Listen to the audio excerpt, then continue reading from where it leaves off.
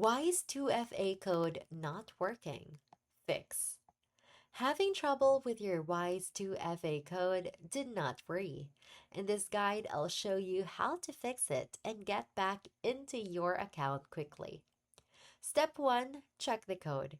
First, make sure you enter the 2FA code correctly. Check for typos and ensure the code hasn't expired. Step 2. Check time sync. Two-factor codes are time sensitive.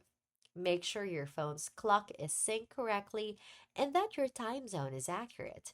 This is especially important if you travel across time zones. Step 3. Resend the code.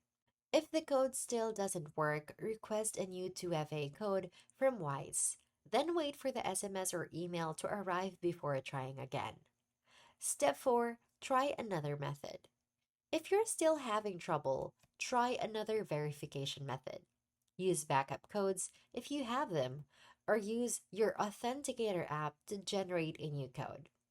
If your 2FA still isn't working after these steps, you may contact Y Support for assistance.